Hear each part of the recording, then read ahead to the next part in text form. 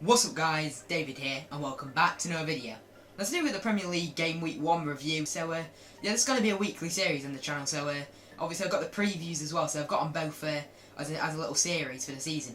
As you may have noticed, it does kind of look a bit different with my setup, and that's just because I've changed it how it is at the moment. I've just changed the camera. Before I was recording on my tablet, which is pretty bad. So now I've got an actual proper camera, so that's a bit better. And I'm going to change this up completely very soon. So hopefully things will look a bit better in the future. I admit it's like proper awkward just to record this, just because I got the tripod and it's like set really like it just looks really dodgy at the moment.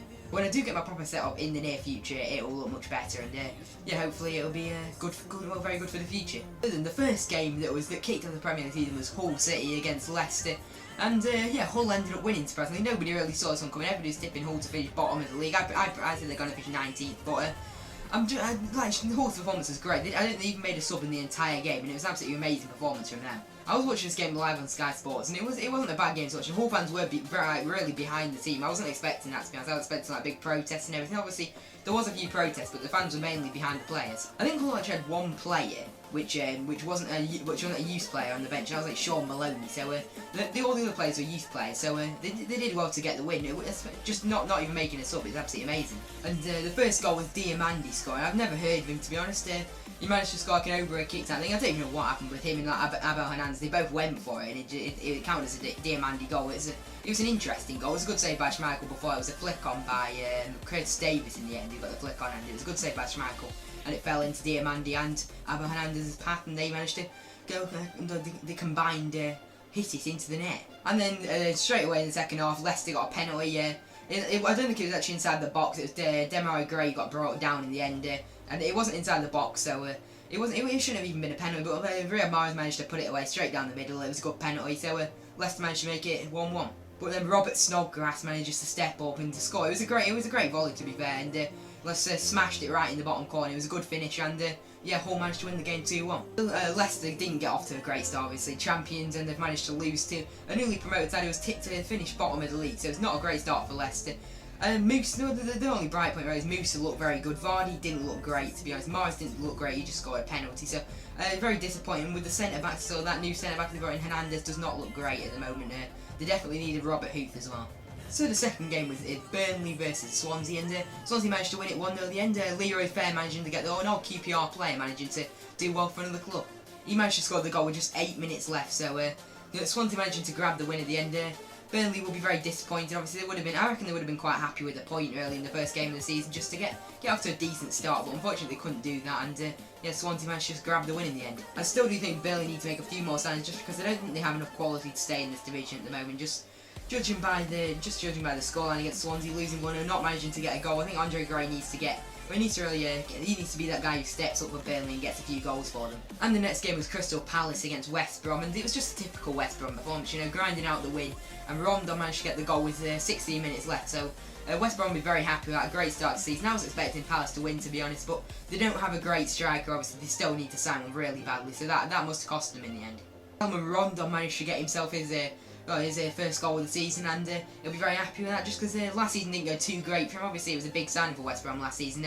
I think he does have potential to do very well this season. It's just if he can do it consistently, really. Crystal Palace obviously be very disappointed, just because this is a game that they were really expected to win it, and they couldn't do that in the end. So the next game is Everton against Tottenham, and that ended up finishing 1-1. Ross Barkley managed to get himself a goal, so a good start to the season for him. He needs to have a better season. I don't think he had a great season last season, even though he didn't do too bad, but I was expecting a bit more from him. So I reckon he can maybe have a good season this season. And yeah, so Everton, I didn't really mind getting a point against Tottenham. And then Eric Lamela managed to get himself a goal first of the season, and yeah, he must be very happy with that. He had a good season last season. He didn't have a good season the season before, but he's starting to really start playing well for Tottenham now. I think the guy that side would really be upset with the point, really, because Everton would have taken it, and Spurs going to Goodison, it's not a bad point, really. The one problem I think Spurs have at the moment, they started off with Victor Wanyama and Eric Dyer in midfield. I just think them two are just both too defensive to be playing, just to be playing both of them, to be honest. I still think just one of them should be playing. And the next game is Middlesbrough versus Stoke, and I actually got this one right. I predicted a 1-1, so I'm quite happy with that. The Negredo managed to open the scoring for Middlesbrough. I think it's a great signing, to be honest.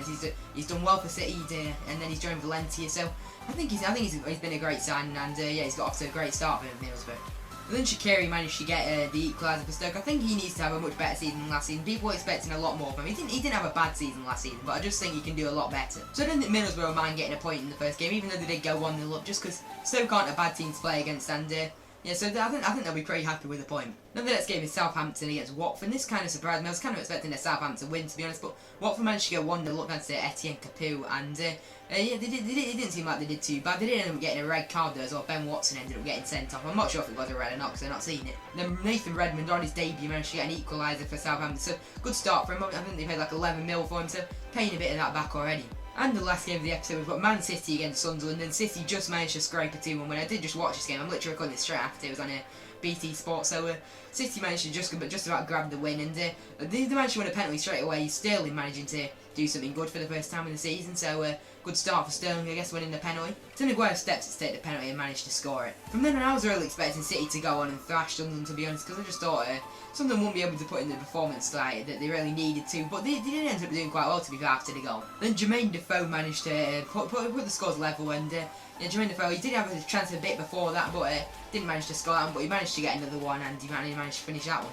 Adnan Januzaj was making his debut. Obviously, he played very well under David Moyes at United, to be fair, so yeah, he'll be very happy with that, because he managed to get himself an assist, and Jermaine Defoe managed to put it under Caballero. And that did surprise me a lot how Caballero was actually starting instead of Joe Hart. I was expecting Joe Hart to start, even though he did have a terrible Euros, but I still think he's a much better keeper than Caballero, isn't it, really? And then the 87th minute came when the ball got played across. I've forgotten who it was for City, but Paddy McNair, he was there to finish off the shot. I think it hit Manone, he managed to chip it up to Paddy McNair, and it didn't seem like a great start to his Sunderland career, really, does it? It was quite funny, the own goal was, to be honest.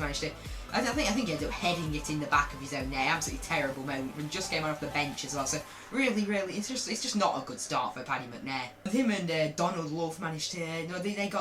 Sunderland paid 5 mil for them in the end. So Paddy McNair clearly paying a bit of that back straight away. So City did manage to end up grabbing the 2-1 win, and I don't know if they'll be happy. Well, they'll be happy with the win, obviously, but they won't be very happy with the performance. John Stones didn't have a bad debut. I just think the people on BT, they were making him sound a bit better than he actually was, to be honest. Because I think he's a good player, but they're trying to make out like he's like one of the best players in the world, one of the best centre backs in the world. But he's not like that yet. I still think he is a very good player. He's got a lot of potential, but the people on BT seem to be praising him a bit too much. So yeah, this is about it for this review, guys. If you have enjoyed, please do drop a like, and that'll mean a lot to me. And yeah, let me know what you think of these reviews. And yeah, I do enjoy doing these types of reviews and previews and that. So yeah, I'm enjoying doing that at the moment. And remember to drop a subscribe if you've not already. And yeah, if you haven't made an account, then go make an account and subscribe. Why not? That's about the end of the video. So I hope you've enjoyed. Thanks so much for watching, and I'll see you in my next video.